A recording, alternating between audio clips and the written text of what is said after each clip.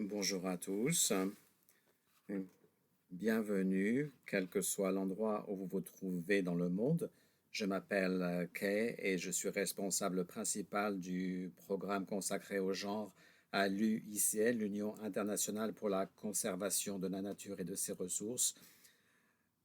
Merci de consacrer un peu de temps pour participer à notre webinaire.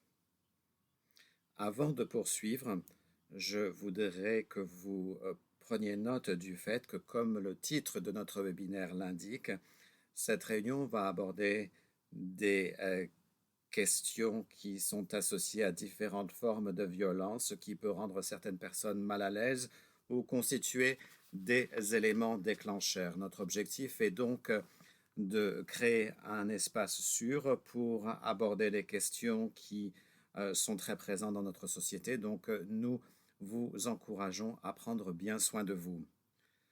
Pour ceux qui nous rejoignent, bienvenue et encore une fois, merci de nous avoir rejoints. Avant de commencer, nous allons juste partager quelques informations avant vous.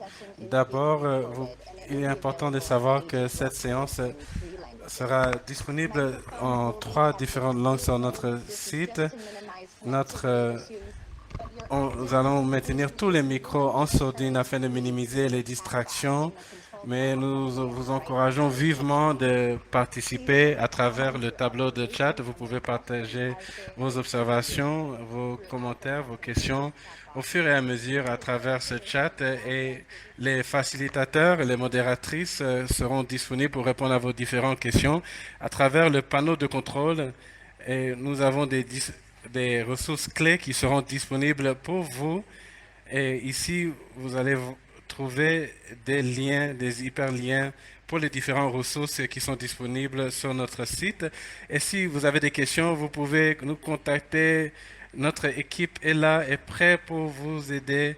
Et nous sommes disponibles pour vous aider avec tous les petits soucis que vous pouvez avoir au fur et à mesure au cours de cette séance. Et merci, un grand merci à nos partenaires de l'Agence des États-Unis pour le développement international qui ont rendu ce webinaire possible. Donc, les panélistes vont échanger en anglais aujourd'hui, mais vous inquiétez pas, un service d'interprétation est disponible. Donc, vous pouvez télécharger l'application nommée Interactio qui est disponible sur Google Play Store. Et après, vous pouvez insérer le mot de passe ou le nom de l'événement plutôt qui est affiché. Donc GBV-ENV. Ensuite, vous pourrez choisir la langue de votre choix pour suivre les différents échanges. Et nous avons affiché les instructions et nous allons aussi partager une démonstration pour vous aider à vous connecter et bénéficier de ce service d'interprétation qui est disponible pour vous aujourd'hui.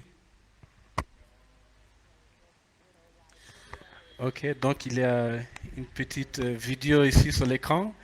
C'est juste un petit tuto pour vous montrer comment accéder et utiliser, accéder à l'application et utiliser l'application d'Interactio pour suivre les interventions en français ou en espagnol. Ok. Donc, bienvenue à cette séance. Nous allons continuer avec cette série de webinaires avec les objectifs suivants, de sensibiliser aux liens qui existent entre la violence basée sur le genre et le domaine de l'environnement, de mettre en lumière les meilleures pratiques et d'engager et de construire une communauté pour traiter ces problèmes. Pour vous qui connaissez très bien le problème, nous voulons promouvoir cette initiative pour permettre à des initiatives pour le bien de l'environnement, d'aussi de bénéficier de bonnes actions qui font la promotion du genre et qui bénéficient les deux secteurs. C'est une initiative qui voit la participation de plusieurs partenaires et nous voulons tirer toutes les leçons et partager les meilleures pratiques pour procéder de la meilleure manière possible.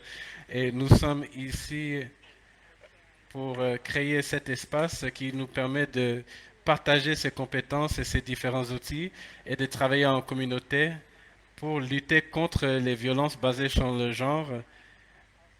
Et vous pourrez trouver les différents liens que j'ai cités dans le tableau de chat. Le Centre pour la lutte contre les violences basées sur le genre veut encourager des collaborations à travers des acteurs de différentes industries pour travailler ensemble.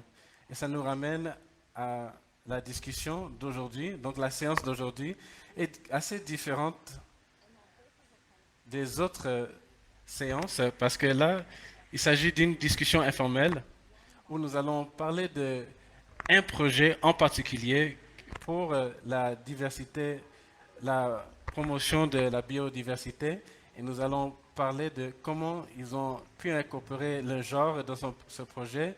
Nous avons les différents panélistes qui ont dirigé ce projet. Maintenant, avant de continuer, j'aimerais vous demander que vous participez au sondage suivant. Vous pouvez répondre à la question suivante. Sur une échelle de 1 à 5, comment évaluez-vous votre connaissance actuelle sur la façon dont travailler avec des partenaires pour répondre aux liens entre la violence basée sur le genre et l'environnement ensemble fonctionne? Donc, nous allons afficher ce sondage pour environ 30 secondes. Nous allons demander à tous les participants de partager leurs réponses.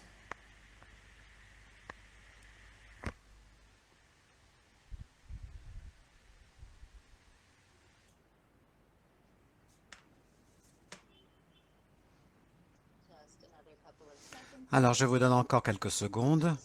Voilà, très bien, merci. Donc, vous pouvez juste Cliquez donc sur la case qui correspond à votre... OK, merci. Très bien, merci. J'espère que vous avez une bonne discussion sur ceux qui ont des connaissances de cette question.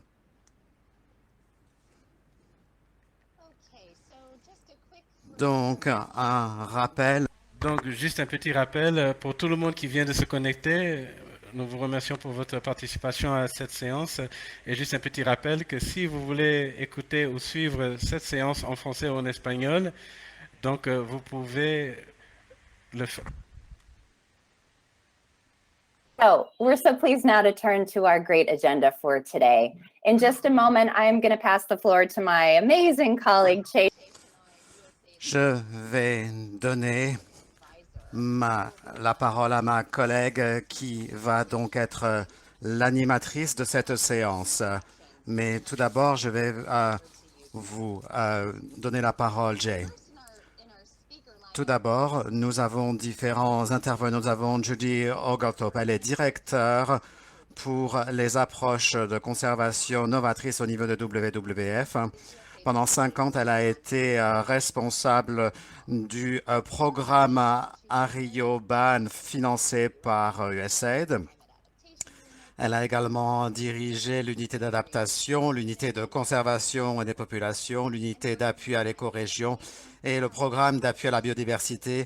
Et elle a également travaillé dans le domaine des conflits armés de l'environnement, de la gestion des ressources naturelles transfrontalières et de projets de conservation de grande échelle. Avant de travailler pour WWF, elle a travaillé pendant 14 ans en Afrique australe et en Afrique de l'Est dans la gestion et la planification des zones protégées, la conservation de la faune et des forêts.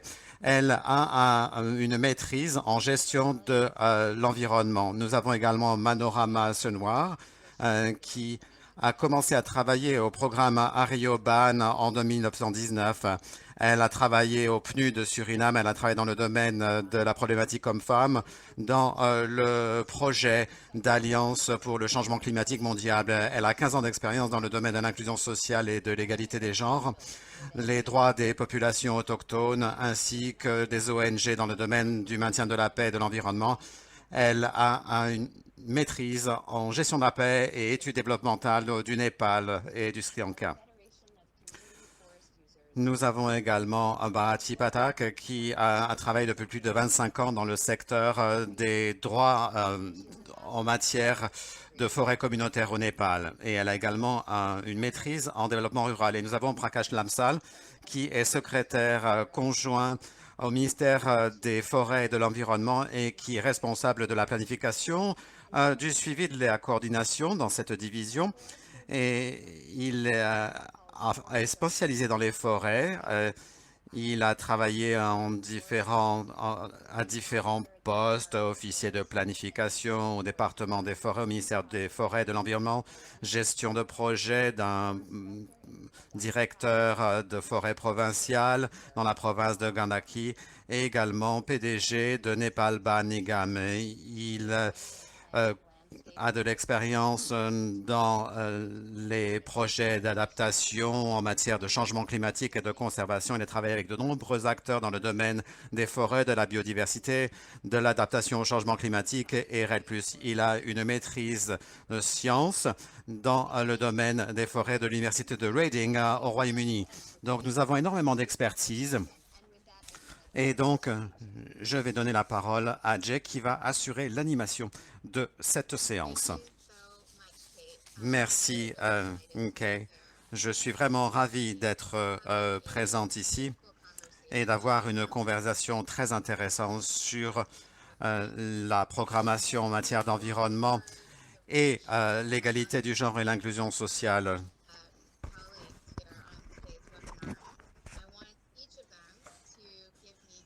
Je voudrais en fait que chacun des participants nous donne 3 mots qui décriront leur parcours de façon à mieux les connaître et avoir une bonne conversation. Je vais donner la parole à Judy, ensuite je donne la parole à Manorama, ensuite à Bharati et ensuite à Prakash. Alors, 3 mots. Ravi, je me projette dans l'avenir et je dirais l'altruisme. Très bien, merci. À vous, Manorama. Oui, bonjour, Jay. Introvertie, intuitive et j'aime prendre du plaisir. Merci, Manorama. Bharati, c'est à vous.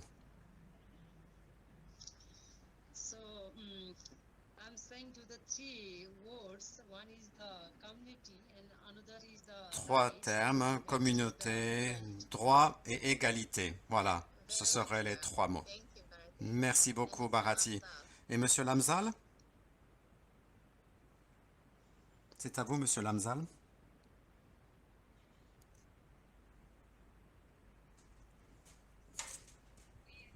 Yes, I like to call myself a connector, which connects people together. Then I'm a forestry student.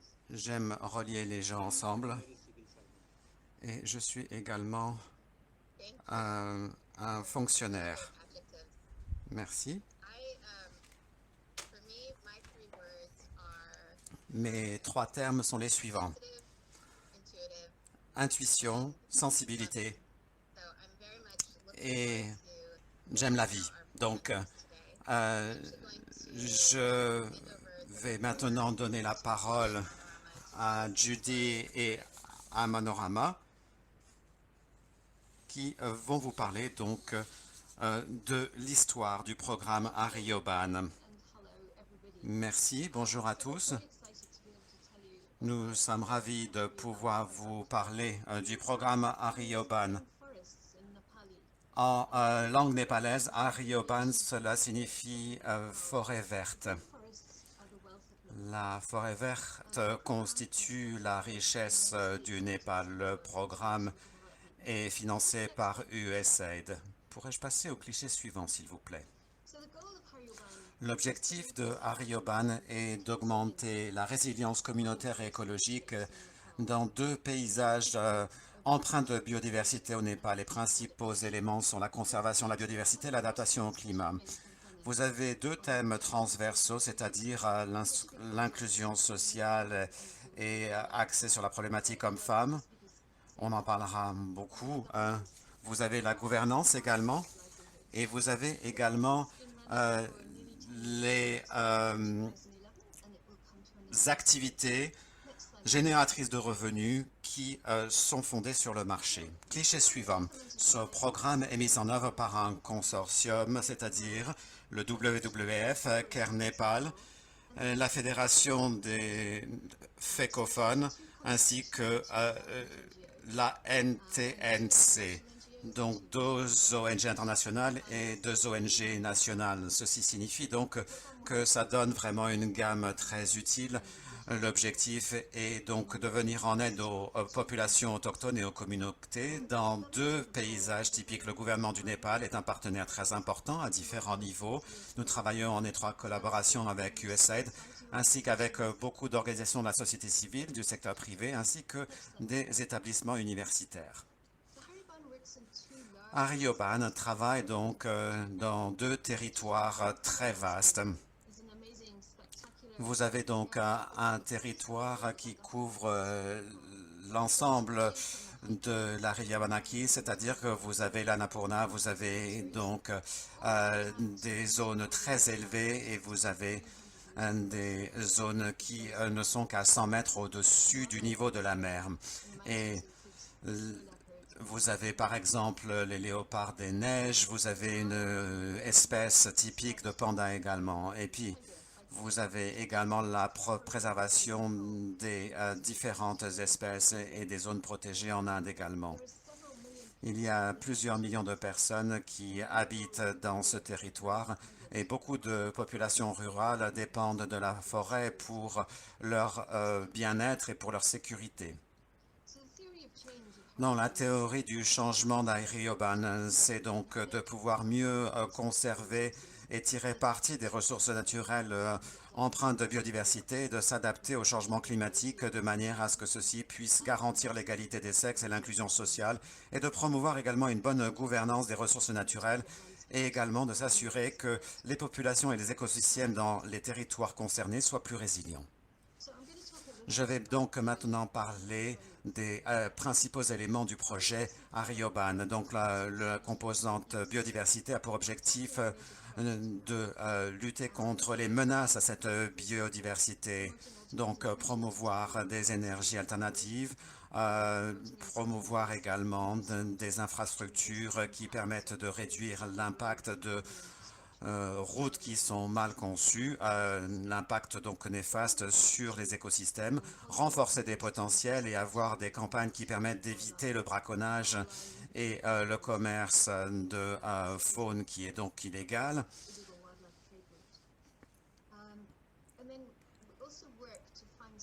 Nous essayons également de trouver des solutions associées à des conflits. Les personnes qui vivent dans ces territoires rencontrent des problèmes associés à des conflits liés à la faune. Et l'on essaye également de rétablir la présence d'espèces menacées sur ces territoires. Et puis nous avons également la composante donc qui consiste à renforcer les perspectives d'emploi et également de travailler avec les forces de marché et également d'éviter qu'il y ait une pression trop importante. Donc vous avez un groupe de femmes qui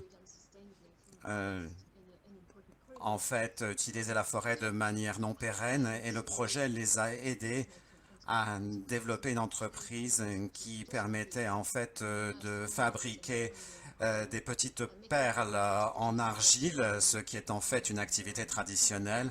Et ceci leur a permis en fait de subvenir aux besoins de leur famille et de ne plus avoir à collecter autant de bois de chauffe. La composante adaptation au changement climatique qui identifie des risques climatiques à l'encontre des personnes et de la nature. Et on travaille donc avec les parties prenantes pour créer une résilience. Beaucoup de communautés essaient de restaurer la forêt. Il y a des mesures également qui permettent en fait de réduire les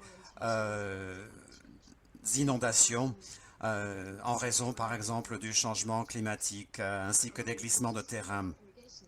Nous avons également des projets d'irrigation et l'objectif également de réduire les impacts associés à la sécheresse. Les femmes et les personnes pauvres marginalisées sont souvent plus vulnérables face au changement climatique et donc le programme met l'accent sur la constitution de plus de résilience face au changement climatique. Et pour cela, on peut également avoir plus de résilience au niveau des espèces de façon à ce que ces espèces puissent évoluer et puissent aller sur d'autres domaines d'un territoire pour éviter les problèmes de changement climatique. La composante gouvernante a pour objectif d'améliorer la gouvernance interne et faciliter des liens avec les pouvoirs publics locaux. Ceci permet en fait de pouvoir s'adapter au niveau des changements climatiques. Vous avez également la composante GESI, c'est-à-dire de l'égalité du genre et de l'inclusion sociale, ce qui permet aux femmes de participer et aux groupes marginalisés de participer au processus décisionnel et un partage équitable des avantages découlant des ressources naturelles. Certaines personnes sont exclues de cela, donc nous essayons de surmonter ces problèmes. Et nous avons également les activités liées aux violences basées sur le genre. Je vais maintenant donner la parole à ma collègue qui va vous en parler un peu plus. Merci. Merci à tous. Bonjour à tous. Je voudrais vous parler de l'aspect égalité du genre. Le Népal est reconnu comme un modèle de réussite en matière de gestion décentralisée des forêts. Au Népal, 45% des terres sont des forêts et 38% de ces terres sont des forêts communautaires. Les femmes sont les plus grandes contributrices en matière de gestion des forêts et elles dépendent également de la forêt.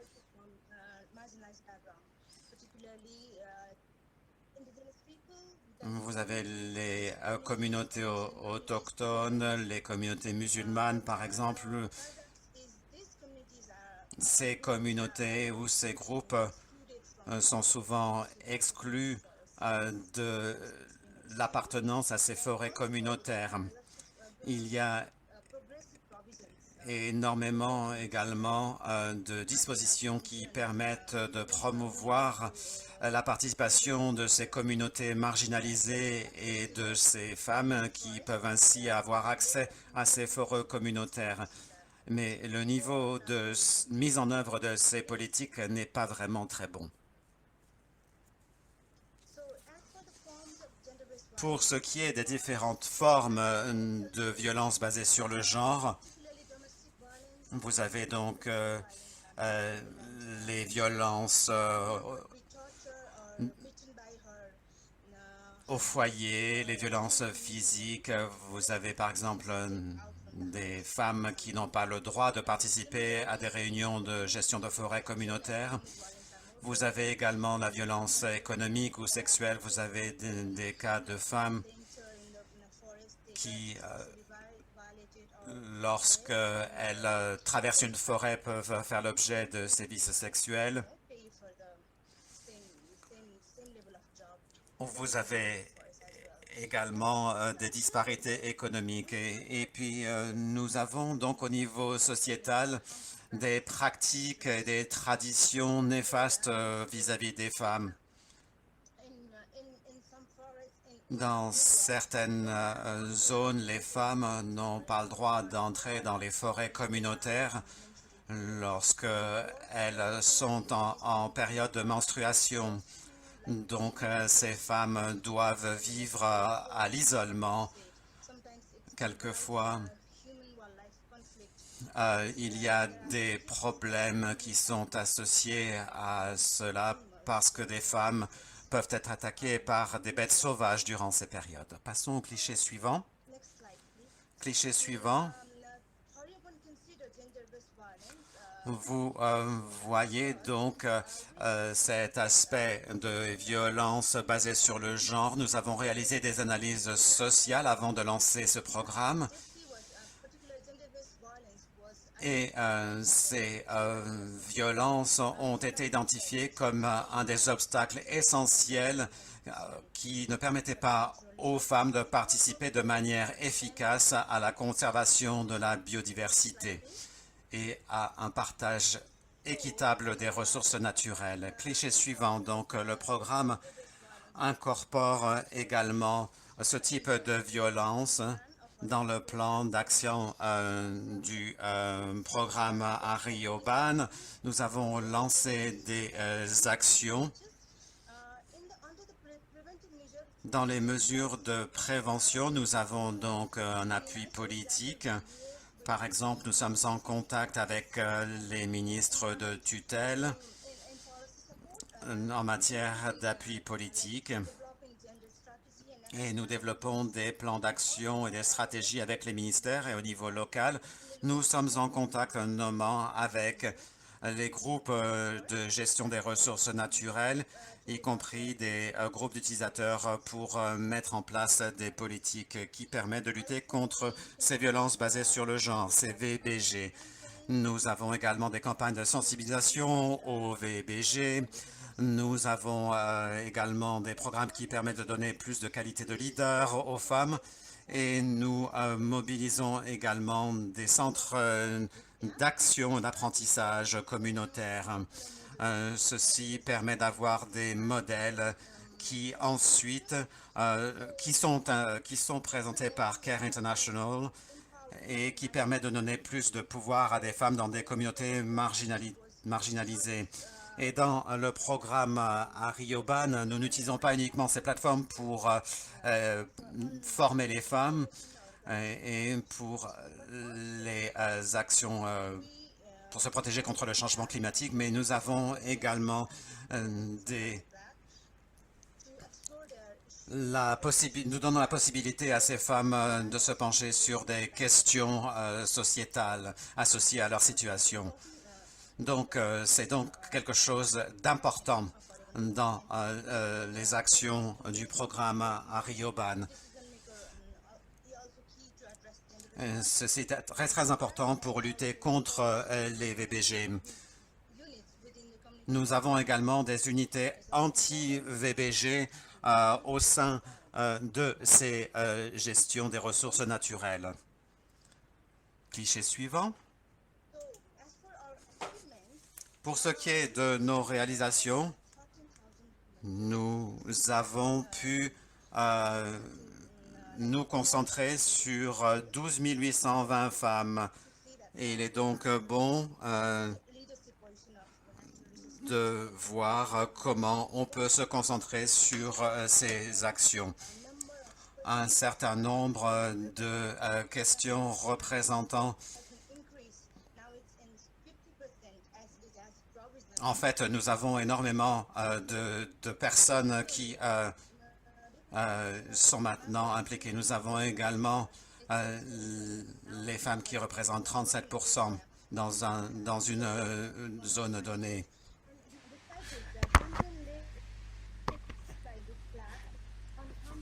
Pour les meilleures pratiques, et aussi il y a le gouvernement local qui a participé pour aider cette initiative. Et ils ont aidé pour les différentes campagnes qui ont été menées. Et par exemple,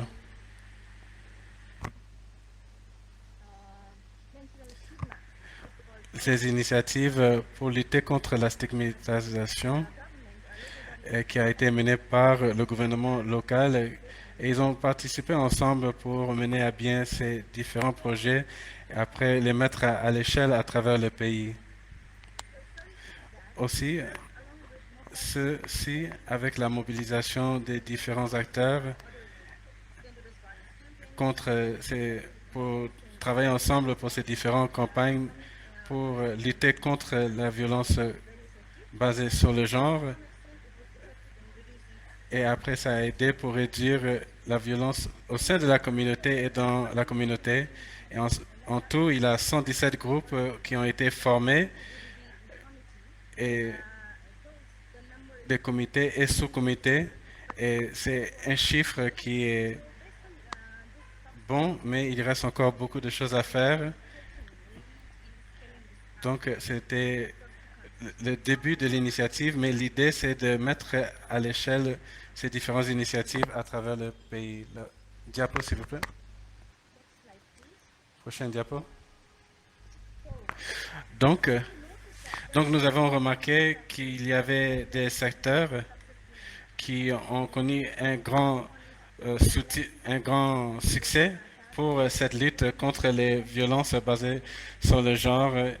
Et c'était très utile pour pas juste augmenter leur salaire et de mettre à disposition des ressources pour ces femmes, mais nous avons noté aussi qu'il y avait des retombées positives dans d'autres aspects de leur vie grâce à ces changements, grâce à cette réduction de violence.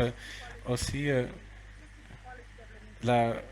l'aide qui a été fournie à travers les politiques qui ont été mises en place au niveau local et au niveau national pour, pour lutter contre cette violence basée sur le genre. Et nous avons travaillé ensemble pour s'assurer que ce programme soit un programme qui est durable. Prochaine diapo, s'il vous plaît. Merci. OK. Je pense que c'est la fin de cette partie de la présentation. Donc, nous sommes très heureux et nous remercions l'Agence des États-Unis pour le développement international pour leur aide et cette opportunité qu'ils nous ont donnée pour partager notre expérience. Et encore, nos différentes idées ne sont pas nécessairement les idées de l'USAID ou de l'UICN. OK, merci beaucoup pour cette présentation que vous avez partagée avec nous. Donc, Madame Rama, dans cette coopération et collaboration, ça a été très important pour le succès de ce projet. Donc, pour vous, à quoi ressemble un partenariat pour adresser ces différents sujets? Quelles étaient les composantes très importantes pour le succès de ce projet, selon vous?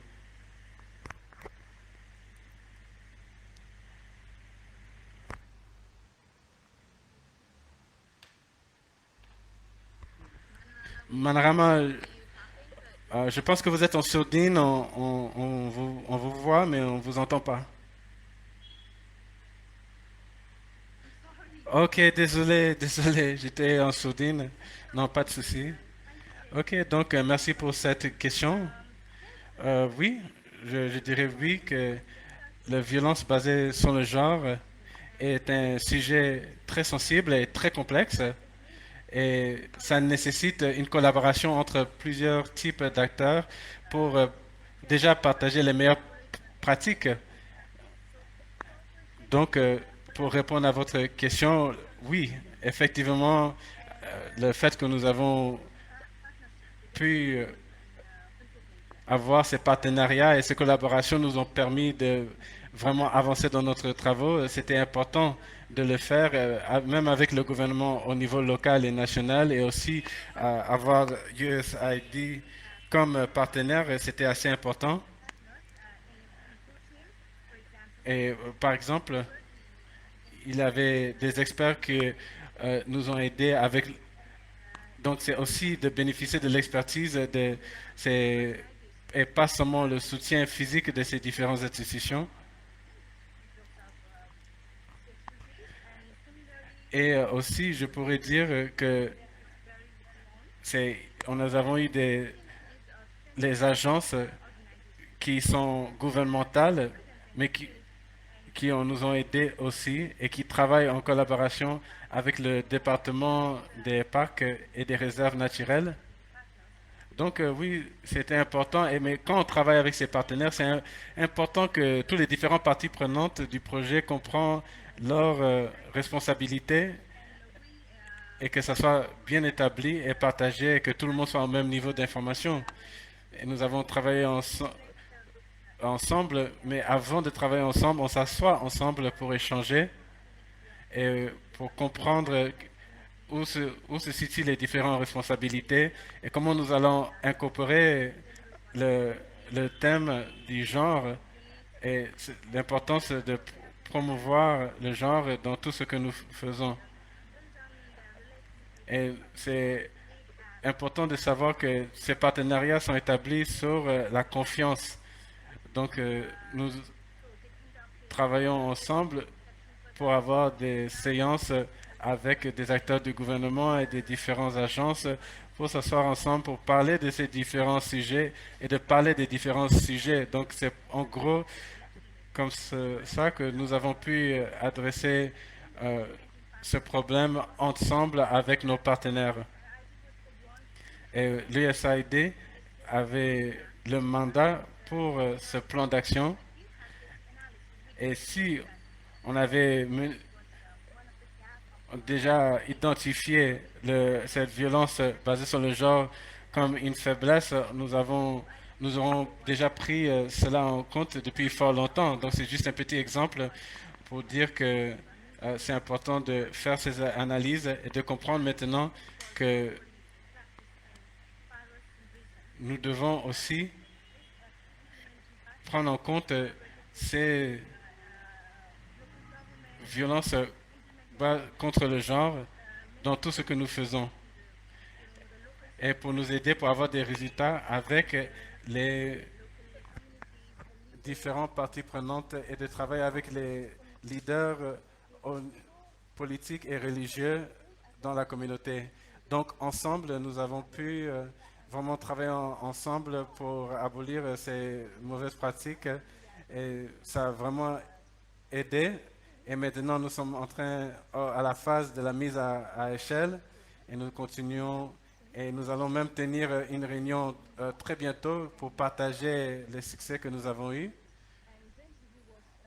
Et je peux dire que le fait que nous avons pris en compte le genre dans notre initiative a vraiment mené à le succès que nous avons connu.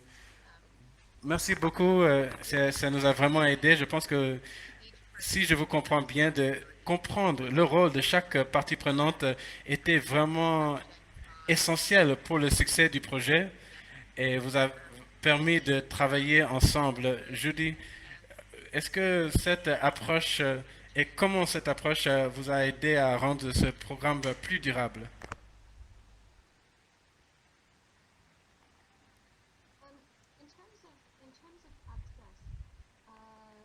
Je dirais en termes d'accès, l'accès a amélioré pour ces groupes qui sont marginalisés.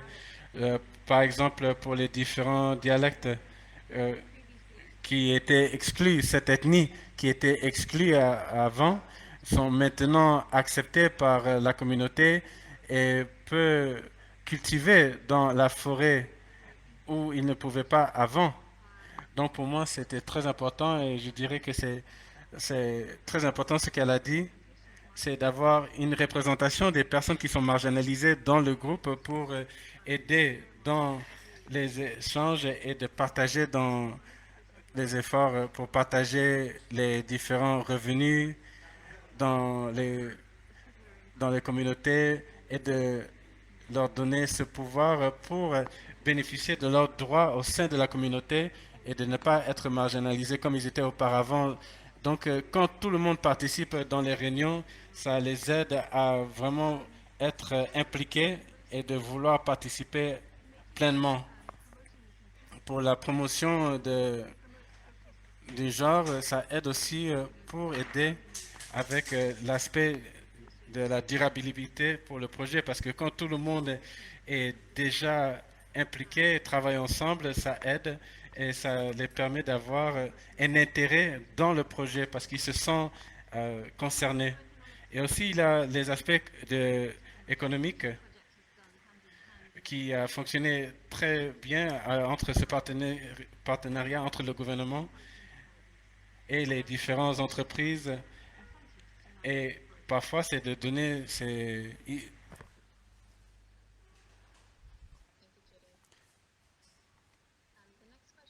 La prochaine question est pour Barney. Est-ce que vous pouvez partager avec nous quelques exemples de comment ce travail avec les femmes peut améliorer la gestion des ressources? Merci, Thé, pour cette question. Donc, vraiment, comme vous le savez, en Népal, nous avons un rôle très important dans la gestion des ressources naturelles, quand nous parlons des eaux, des forêts. Donc, c'est très important de protéger nos ressources naturelles au Népal et nous sommes très actifs dans ce secteur et nous travaillons avec ce groupe et il y a une politique qui est vraiment euh, pro-femme et qui est là pour soutenir la promotion du genre. Donc, pour nous, au niveau local, ce que je peux dire, c'est que c'était très important et ça nous a aidés.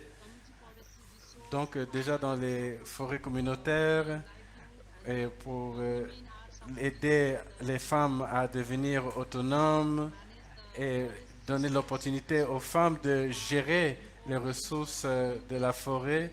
Donc, nous avons vu très tôt l'importance de lier la promotion du genre à nos initiatives pour la promotion de l'environnement et pour la sauvegarde de l'environnement. Donc, il y a un rôle très important qui a été joué par le programme et qui est toujours dans ses tout débuts, mais nous pensons au niveau du gouvernement que c'est un programme qui est porteur et nous voulons voir comment nous pouvons incorporer cette idée de faire la promotion du genre pour booster la capacité du programme sur le temps et le mettre à l'échelle et le mettre même en place dans d'autres lieux à travers le pays. Donc c'est un aspect très important et ça va nous aider à faire pas seulement la promotion de l'environnement de façon générale, mais même de protéger les différentes espèces qui sont en danger d'extinction.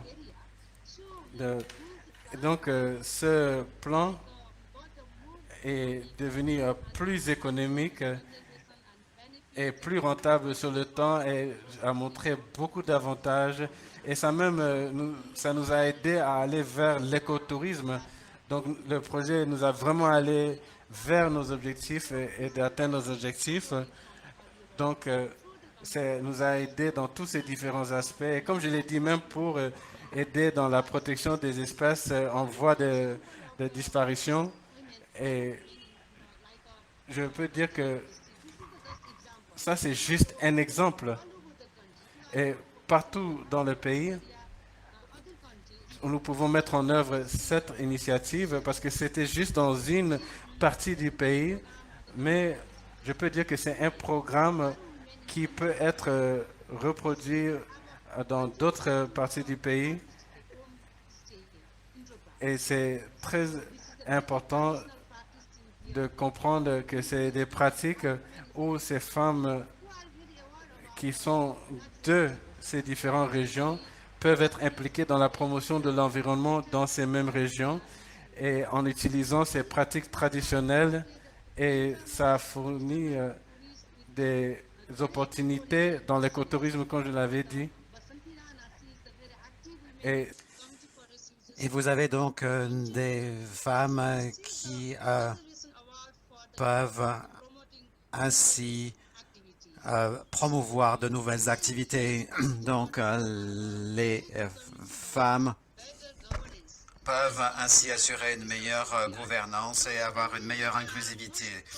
Ces femmes leaders sont dignes de confiance et sont beaucoup plus inclusives. Beaucoup de femmes, il y a de nombreux exemples dans les groupes d'utilisateurs des forêts communautaires. Ces femmes sont directement impliquées dans la production, elles sont engagées activement dans le leadership et elles jouent un très bon rôle dans les pratiques de gouvernance dans le leadership et elles ont différentes casquettes dans ces groupes d'utilisateurs des forêts communautaires. Donc elles travaillent dans tous les domaines. Donc on peut donc augmenter la participation de ces femmes en permettant ainsi de réduire l'égalité du genre, les violences basées sur le genre. Donc nous travaillons à la base et c'est donc différents exemples au niveau de la base. Par le biais des groupes d'utilisateurs des forêts communautaires, nous avons des lignes directrices des forêts communautaires qui sont appliquées à la base de façon à ce que les femmes puissent lancer des politiques axées sur le genre au niveau donc communautaire. C'est donc un exemple de la gestion des ressources naturelles et de la participation des femmes et donc elle protège l'eau, les terres, les forêts et ceci permet également de donner plus de pouvoir économique à ces femmes qui se concentrent sur ces ressources naturelles. Donc ce sont de très bonnes pratiques et j'aimerais remercier donc le programme Arioban ainsi que le soutien du USAID, ce qui a donné plus de pouvoir aux femmes dans ces communautés. Donc voilà donc un exemple de ce qui se passe au niveau de FECOFON. Merci.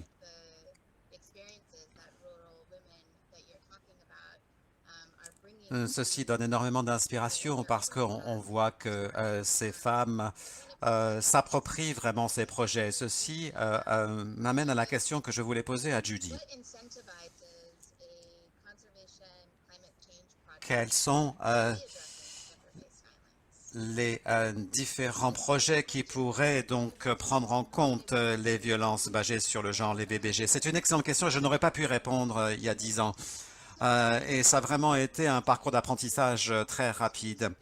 Lorsqu'on a conçu la première phase du programme il y a 10 ans, vous aviez des composantes transsectorielles et vous aviez également un coordinateur de l'égalité du genre et de l'inclusion sociale dans les projets donc de conservation. Mais ceci nous a donné la capacité de se concentrer sur l'égalité du genre et de l'inclusion sociale, donc ce concept de GESI en anglais. Les femmes n'avaient pas beaucoup en fait de droit au chapitre en matière de gestion des ressources naturelles ou des ressources forestières. Et donc, nous nous sommes rendus compte que les normes sociales les empêchaient de participer à des rôles plus directeurs. Et nous savions qu'elles devaient jouer également un rôle plus important dans la gestion forestière parce qu'en fait, vous aviez beaucoup d'hommes qui quittaient les zones forestières pour trouver du travail. Donc, on s'est rendu compte que le projet devait donner plus de pouvoir aux femmes et qu'il fallait qu'elles arrivent à des rôles qui étaient des rôles où elles devaient prendre des décisions. Il y avait également les vulnérabilités associées au changement climatique, contrairement aux hommes, parce que, par exemple, c'était elles qui devaient essayer d'obtenir de l'eau et qui devaient, en fait, parcourir des kilomètres et des kilomètres pour trouver de l'eau potable.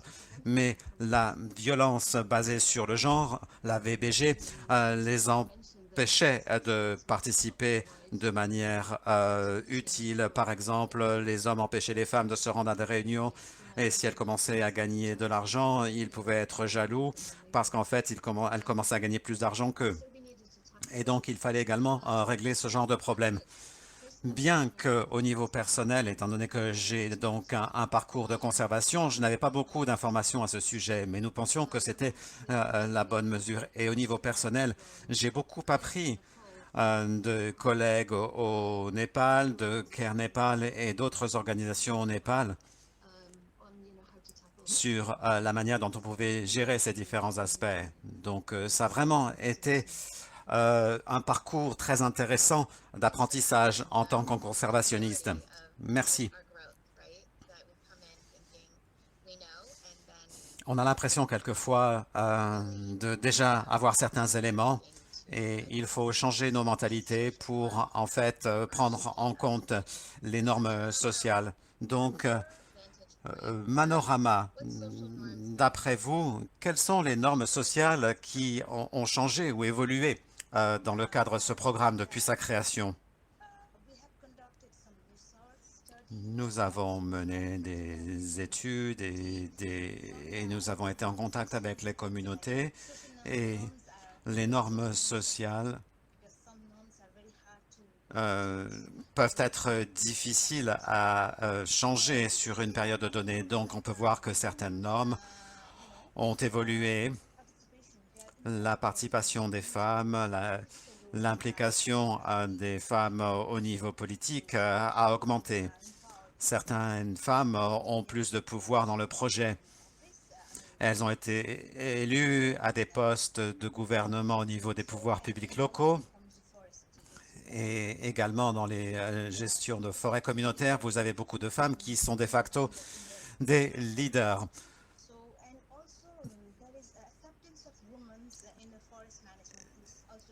L'acceptation du rôle des femmes dans la gestion des forêts s'est améliorée. On voit que vous avez des femmes qui sont les seules gestionnaires de certaines forêts.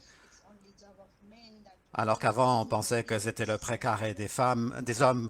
Maintenant, vous avez des femmes qui sont acceptées. Et de la même manière, les stéréotypes changent. Par exemple, des activités de conservation, telles que par exemple la lutte contre ou la prévention des incendies, l'interdiction de collecte de produits forestiers. Ceci était considéré comme un rôle qui revenait aux hommes et on voit beaucoup de femmes qui participent de plus en plus à ces activités et qui commencent à gérer ce type de programme ou de problème. On voit également une réattribution de certains rôles traditionnels. Les hommes commencent à faire des travaux domestiques de façon à ce que les femmes puissent participer à des activités communautaires organisées par les forêts communautaires. Et l'on peut voir également, il y a la participation des femmes dans des activités génératrices de revenus.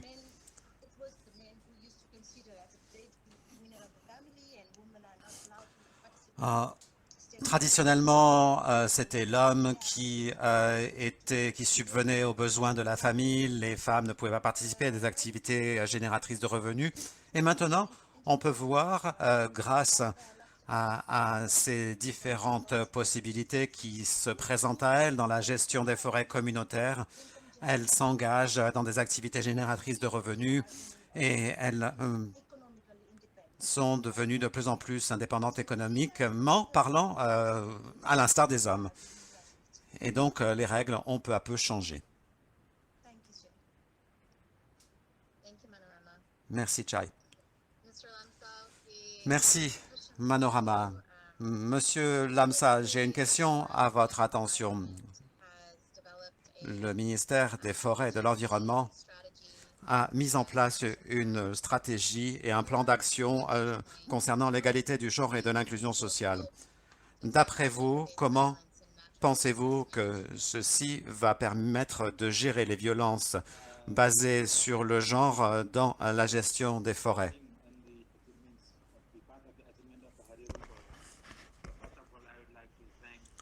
Tout d'abord, je voudrais remercier le programme Arioban et USAID. Nous continuons à mettre en œuvre des projets au sein du ministère pour lequel je travaille. J'espère vraiment. Est-ce que vous m'entendez? Très bien. OK, parfait.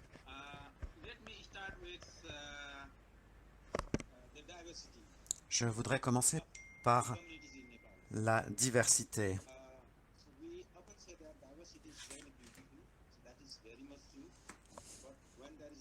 Lorsqu'il y a une discrimination ou lorsqu'il y a des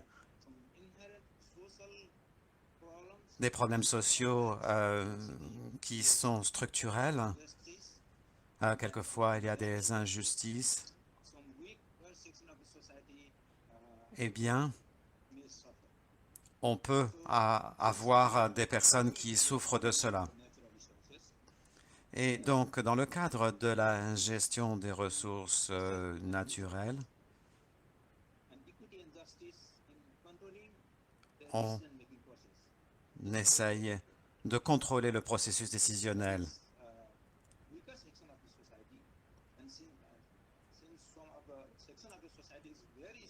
Étant donné que la société civile et qu'il y a en fait des discriminations qui sont évidentes, il est important de faire participer les plus faibles de la société et de faire participer les femmes.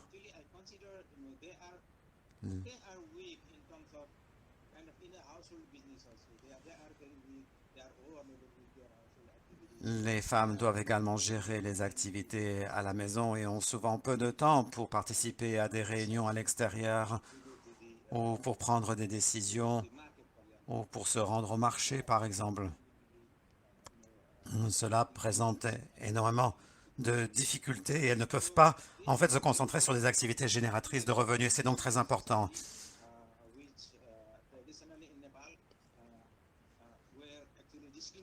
Et nous avons souvent des communautés qui les excluent.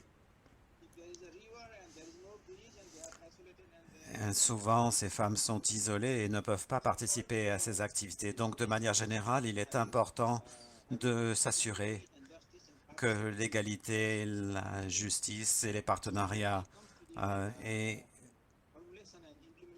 pour ce qui est de la mise en œuvre de la stratégie de l'égalité du genre et de l'inclusion sociale pour lutter contre les violences basées sur le genre, je peux vous dire que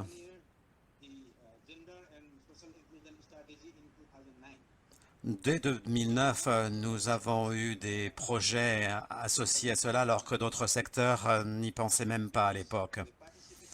Parce que le système participatif de gestion des forêts a été institutionnalisé en tant que précurseur, si l'on peut dire.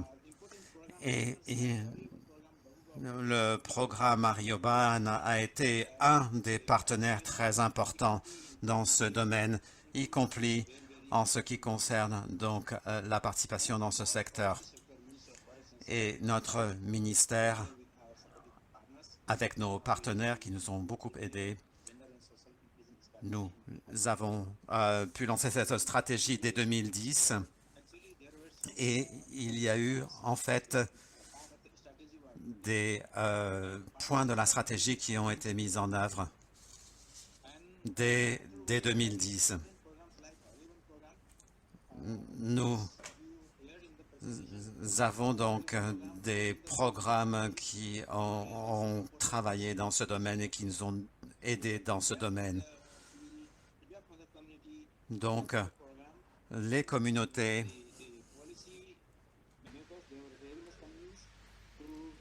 sont donc très prêts à mettre à jour le nouvel.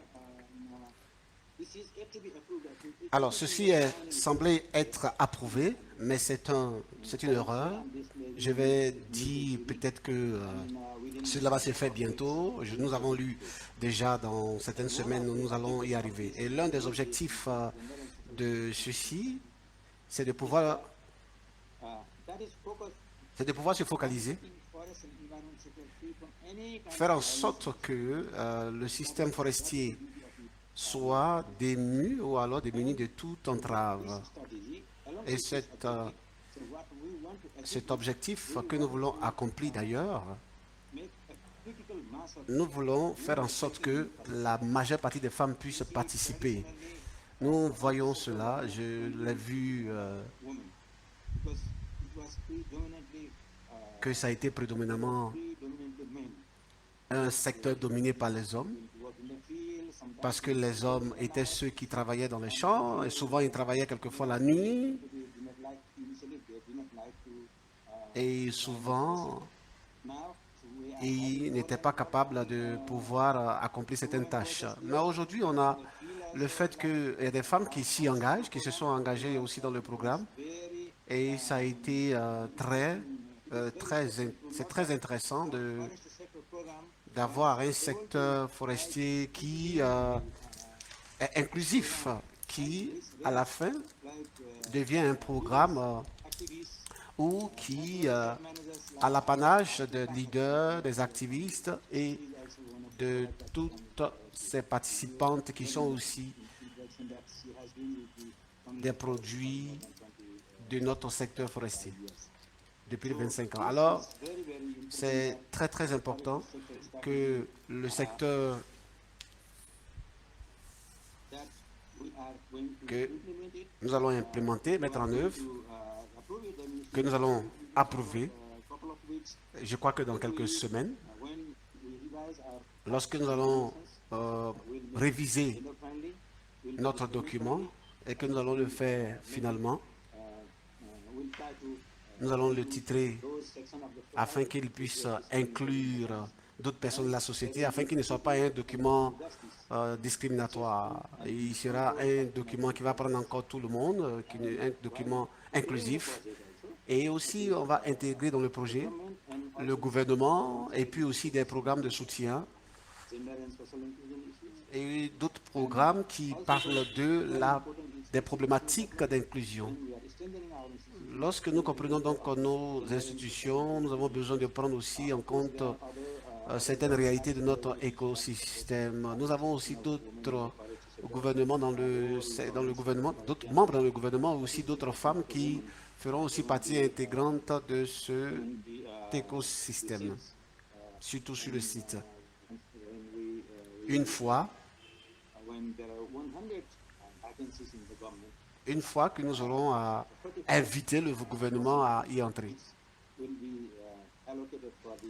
Et nous pourrions assez aisément faire une allocation égale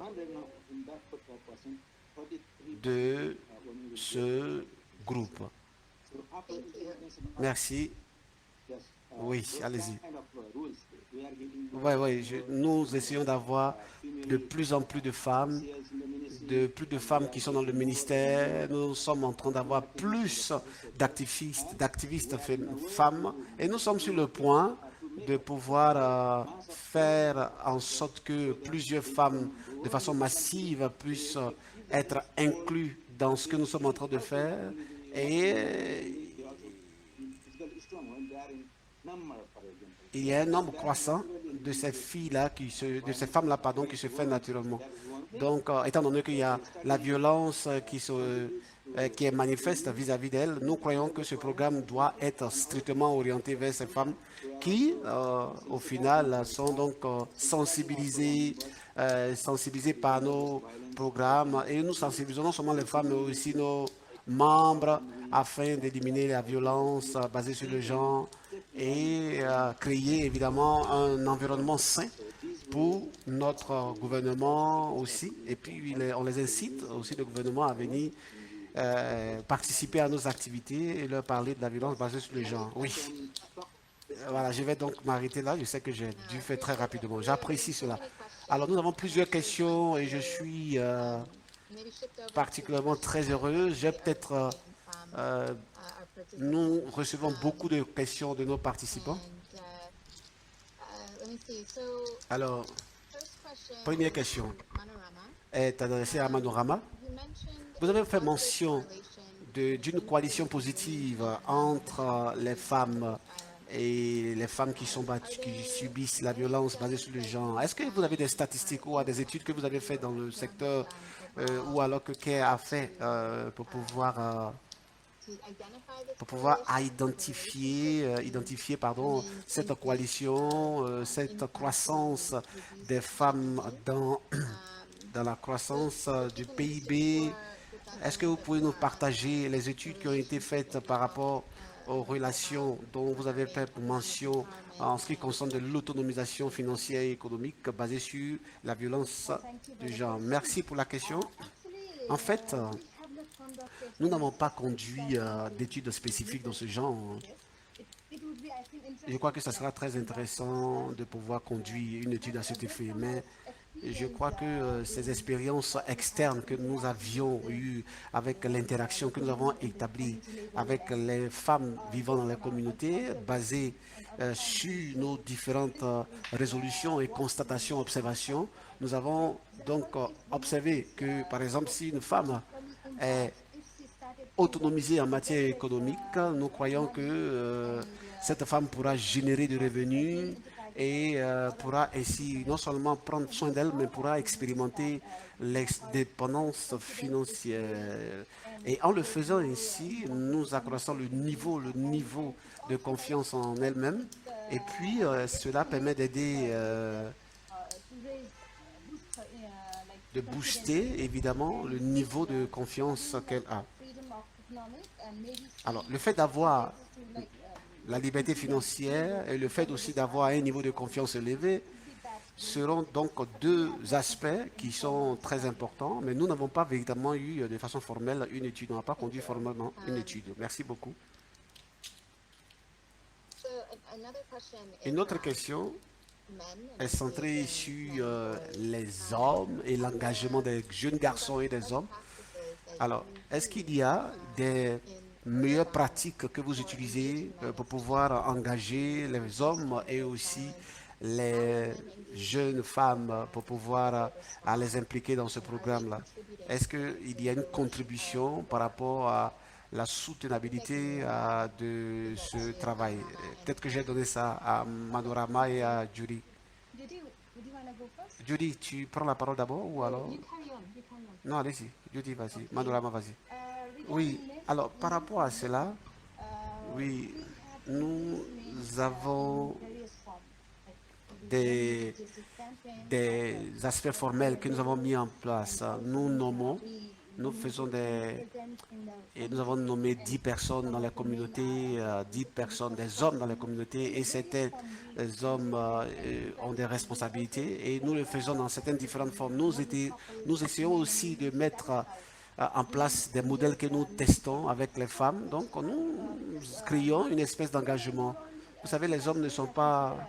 Vous savez, quelquefois, les hommes sont considérés comme les perpétreurs de ces violences basées sur le genre. Et avec l'expérience, nous avons observé que si nous laissons les hommes pour compte, on les laisse pour compte, évidemment, et que nous ne basons notre travail que sur les femmes, les hommes seront plus ou moins démotivés. Et parce que nous avons conduit beaucoup d'études dans ce cas-là, et parce que nous avons établi des activités que nous allons bientôt publier, que nous allons bientôt rendre publiques, nous avons vu que les femmes sont soutenues par les hommes. Nous avons vu qu'il y a plus d'autonomisation qui sont faites aux femmes, mais qui viennent, le soutien vient des hommes. Donc aujourd'hui, il y a plus d'engagement des hommes vis-à-vis de tout ce que nous faisons au niveau des femmes.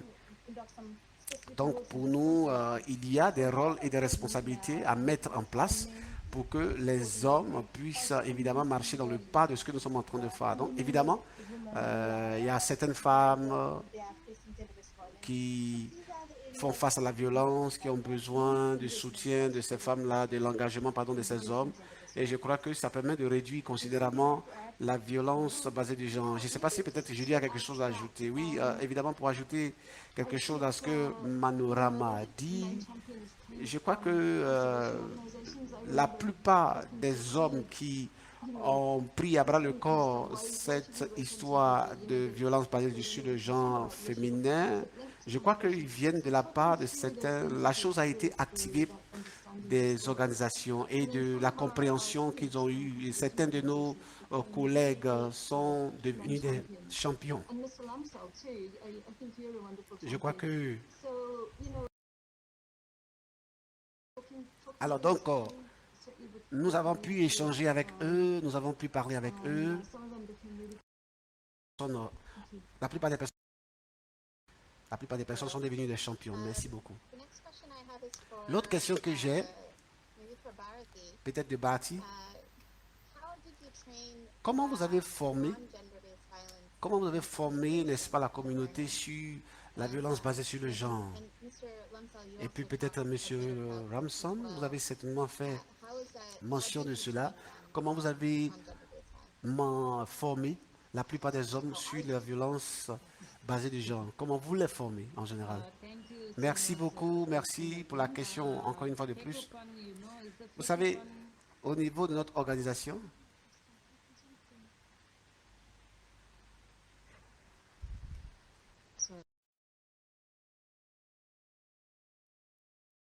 Tecophone est basé véritablement sur les hommes, pardon, les femmes, et nous travaillons très près et avec les femmes. Nous sensibilisons notre staff, nous sensibilisons tous nos secrétariats où se trouvent différentes branches et nous sommes à un niveau local, nous sommes à un niveau de district.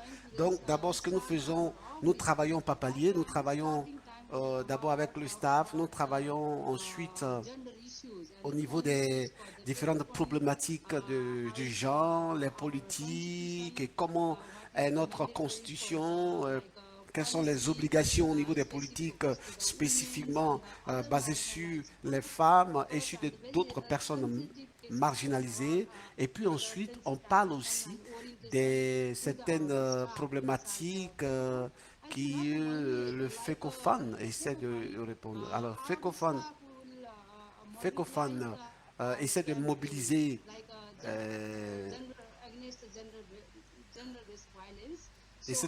toutes les femmes par rapport aux différentes problématiques. Donc, nous avons cela dans tout le pays. Et après cela, nous faisons des formations avancées. Pas de façon professionnelle forcément, mais nous essayons de toucher même à la base. Nous essayons de parler de différentes meilleures pratiques et quels sont les challenges, les défis auxquels font face les groupes dans lesquels les femmes sont marginalisées. Ces problématiques sont donc exposées et nous en débattons. Et ce sont des thématiques qui sont donc approchées avec la plus bonne manière dans la formation. Nous faisons des études et nous essayons d'agir aussi sur les politiques dans les secteurs forestiers, dans certains secteurs et inclure tous les leaders afin qu'ils puissent clairement contribuer dans la thématique des problèmes liés aux gens. Comment est-ce qu'on peut réduire ces problèmes? Comment est-ce que cela affecte les communautés, les groupes au niveau des femmes? Donc, premièrement, ce qu'on fait, nous discutons de nos politiques, pas seulement des politiques au niveau de la FECOFON, mais aussi des politiques au niveau de notre gouvernement. Et nous parlons de l'autonomisation des femmes au niveau du gouvernement, des problématiques qui sont liées à différents secteurs. Et nous essayons de montrer que 50% des ressources qui sont allouées aux femmes sont des femmes qui sont donc au Parlement ou alors qui sont dans l'entrepreneuriat. Donc nous essayons d'établir des politiques qui sont véritablement orientées sur la femme et son épanouissement. Et cela nous permet de mettre en œuvre des politiques. Cela nous permet de renforcer nos programmes afin de pouvoir accomplir et enseigner notre staff sur les différentes politiques pratiquées par les FECOFON.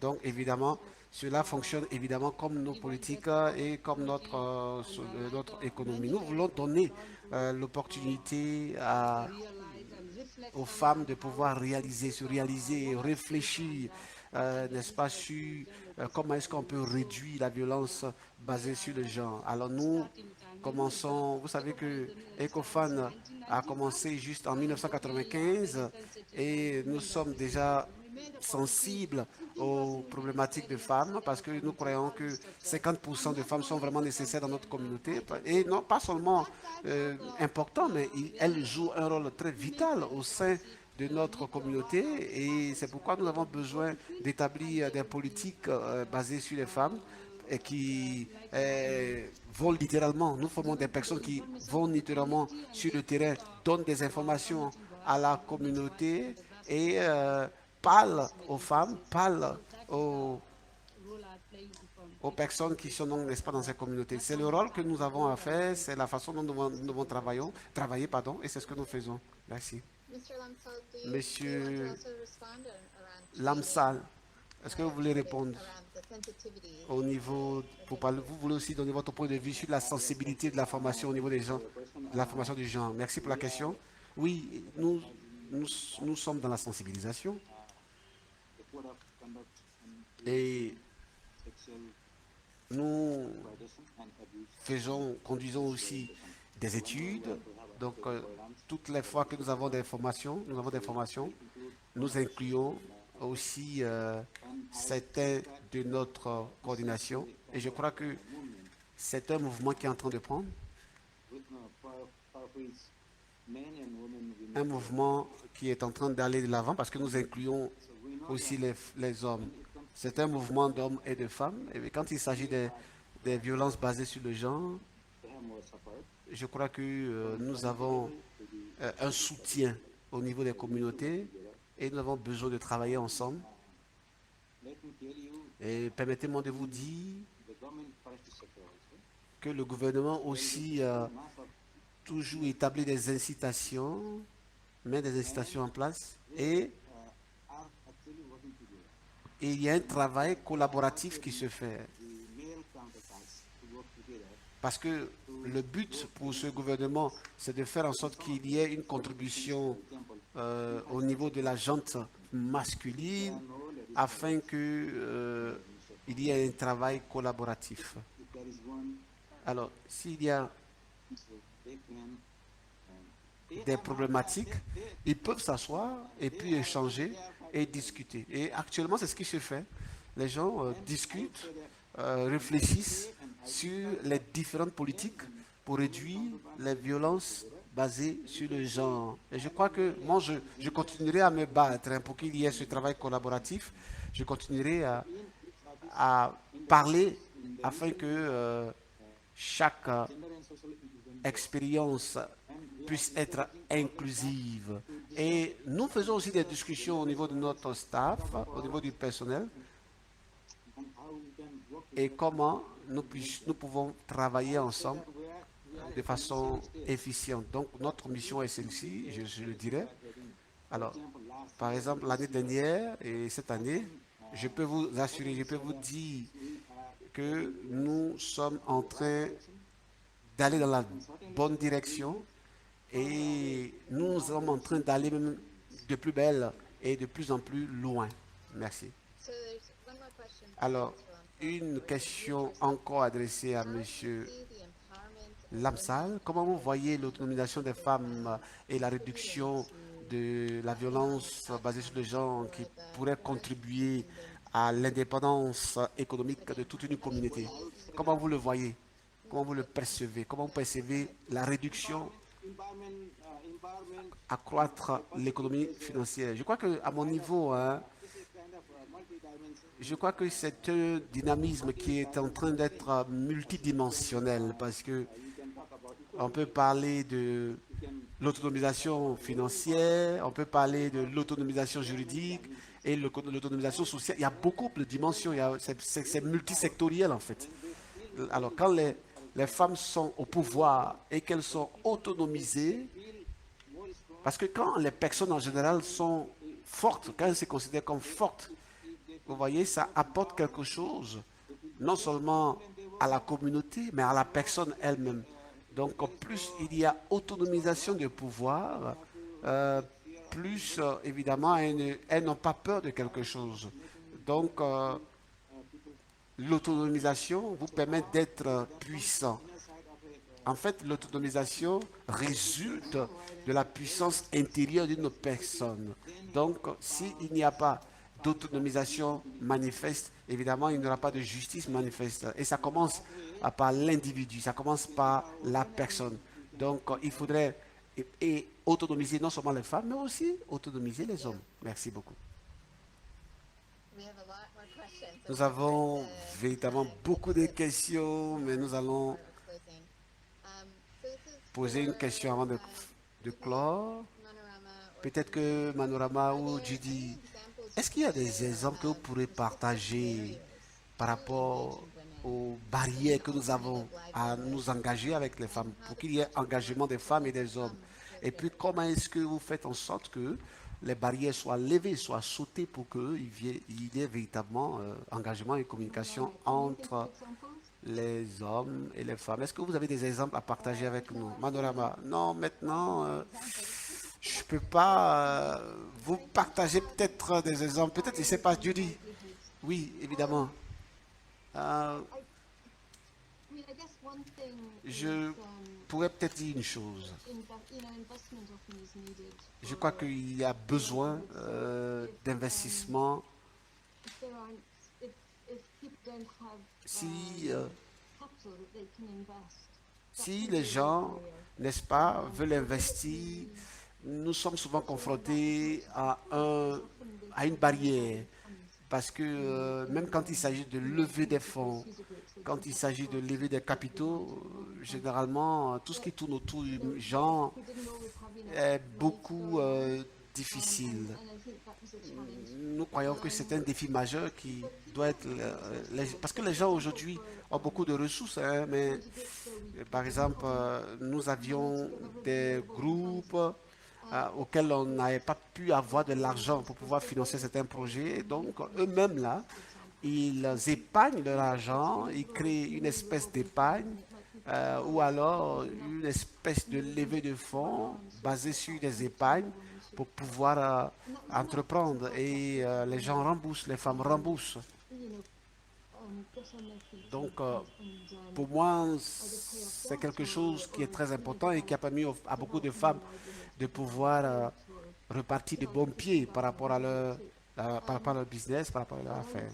Mais je dirais que c'est l'une des plus grosses barrières. Les gens n'ont pas assez de fonds, n'ont pas assez de capitaux pour, n'est-ce pas, entreprendre à partir d'un fonds initial. Donc, souvent, c'est cette barrière à laquelle ils sont, n'est-ce pas, ils sont confrontés. N'empêche qu'ils ont quand même des ressources qu'eux-mêmes, ils essaient de lever.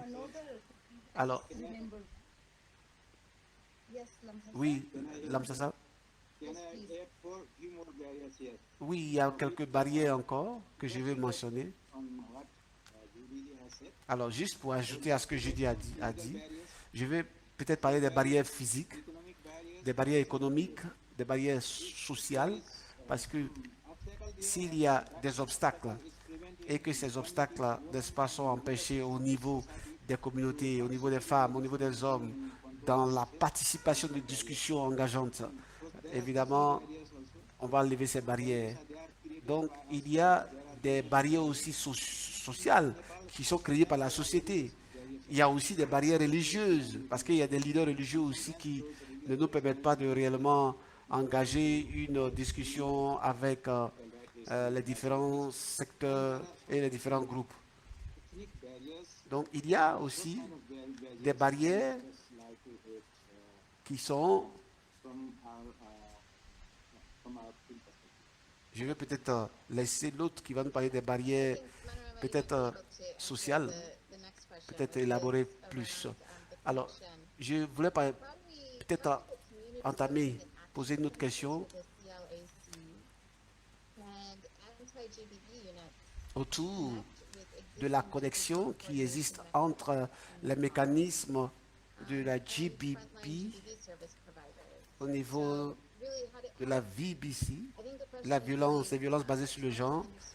Et je veux comprendre comment tout le mécanisme au niveau du système fonctionne et comment est-ce que, à votre niveau structurel, les choses fonctionnent. C'est une très belle question.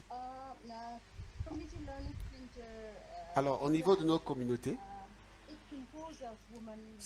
il y a donc des communautés composées de femmes marginalisées qui travaillent ensemble. Ils ont des parcelles, mais qui travaillent toujours ensemble pour pouvoir, n'est-ce pas, faire face ou adresser le problème de la violence et le domaine de l'environnement. Et quand il s'agit de violence dans la communauté, j'ai remarqué personnellement qu'il y a un travail collaboratif qui se fait au niveau des communautés. Ensuite, nous avons aussi des formations au niveau de renforcement des capacités quant à la médiation et quelquefois, quand nous avons des aspects, des éléments qui nous dépassent, nous essayons par l'entremise de certains organes de pouvoir atteindre le gouvernement afin qu'il y ait un engagement entre le gouvernement et la communauté. Nous avons ainsi travaillé avec la police, et certaines forces, certains organes, afin de faciliter, n'est-ce pas, des solutions juridiques et ils doivent de pouvoir être manifestes. Donc, dans les communautés, les gens ne veulent pas prendre sur elles-mêmes de pouvoir gérer les problèmes, mais pouvoir passer par des organes. Si je peux peut-être contribuer, je crois que dans des réunions passées, je crois qu'il y a eu des cas où il y avait besoin de facilitateurs, où il y avait besoin de référents. Évidemment, les gens se tournaient à des ONG qui étaient spécialisées, par exemple, dans la gestion de conflits, mais dans la gestion de problèmes juridiques. Voilà. Donc, c'est toujours bien de faire référence à des référents. Voilà une question que j'aimerais aussi adresser à chacun d'entre vous au niveau des défis. Alors, donc, je sais qu'il y a beaucoup de défis et je sais que vous avez été très innovateurs et innovatrices. Alors, quels sont pour vous, à chacun, quels sont les 3 défis majeurs qui sont sous-jacents à l'activité et comment vous avez pu réaliser, comment vous avez travaillé ensemble? Je crois que pour moi, le premier défi, c'est de comprendre le fait que nous exposons des femmes.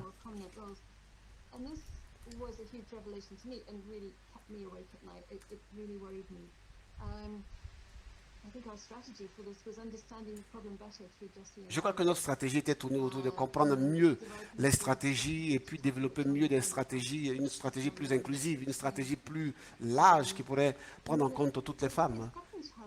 Et je crois que nous ne comprenions pas initialement les différentes violences basées sur le genre.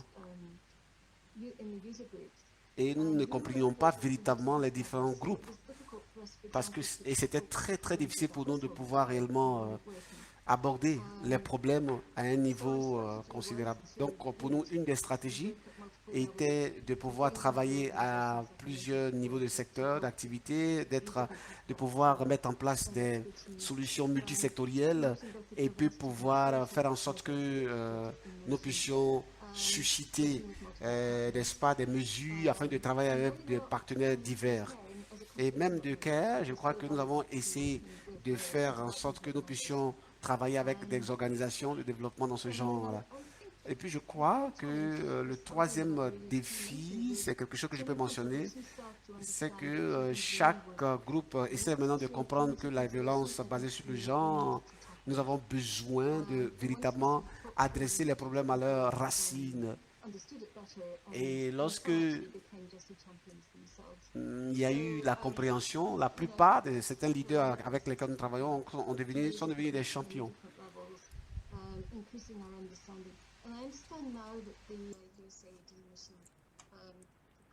Je sais que dans les nouveaux projets, il y aura une analyse G6 qui sera identifiée. Ils vont identifier les lacunes et ensuite voir comment on peut financer cela. Et donc, dans la deuxième phase, nous étions en meilleure mesure de gérer les problèmes de VBG dans le cadre des perspectives G6.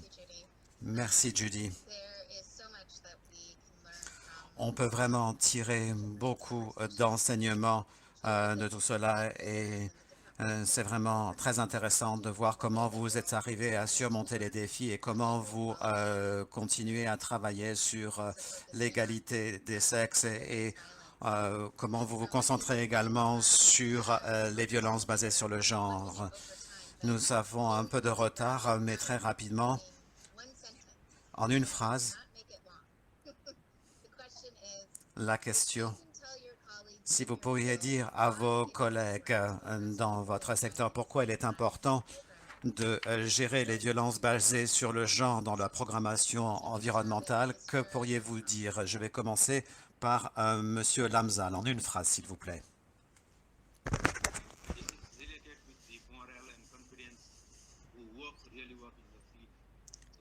Il est important de lutter contre cela pour ceux qui travaillent sur le terrain.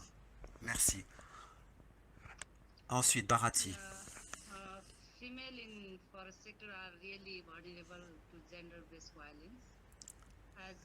Les femmes, donc, dans les zones rurales sont très exposée au VBG parce qu'elle se promène souvent en forêt et donc ceci est très important. Quant à vous, Manorama,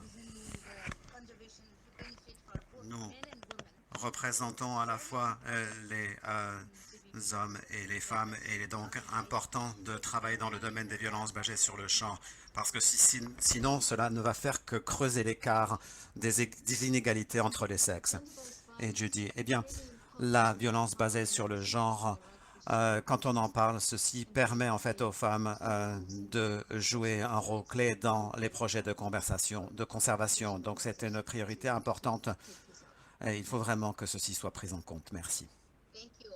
Merci à tous. Je vous remercie pour le temps que vous avez consacré à cette réunion, à cet engagement pour gérer les questions de violence basée sur le genre. Je voudrais remercier USAID Washington pour tout ce que vous faites et pour cette conversation très intéressante ce matin. Enfin, ce matin pour nous, mais cet après-midi pour vous.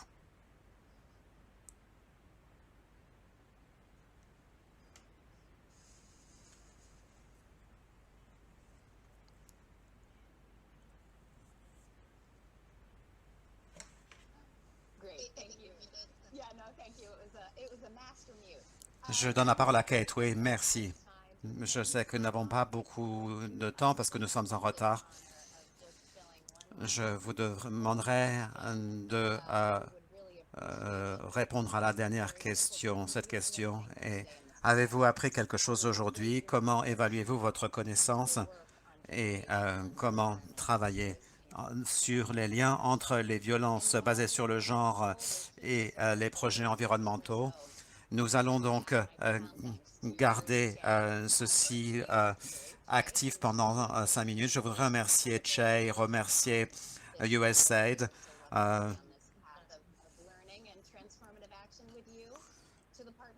Je voudrais remercier aux partenaires, Arayaba également.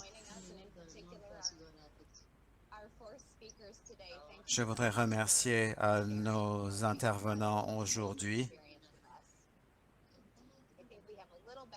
Je crois que nous avons en fait quelqu'un qui parle également derrière moi. Donc voilà, merci beaucoup et je voudrais remercier pour ceux à qui on n'a pas répondu. En fait, pour résumer, beaucoup de questions ont été posées et nous allons prendre ceci en compte lorsque nous allons développer ces webinaires. Si vous avez des questions précises ou des questions que vous voulez aborder, n'hésitez pas à nous contacter et nous ferons de notre mieux pour répondre à votre question et pour vous fournir des ressources ou pour entrer en contact avec vous mettre en contact avec des personnes qui pourront vous aider. Et encore une fois, merci. J'espère que si vous n'avez pas encore signé pour faire partie si vous n'êtes pas encore inscrit pour faire partie de nos listes d'envoi, faites-le encore une fois. Merci et bonne fin de matinée, d'après-midi ou de soirée. Au revoir à tous.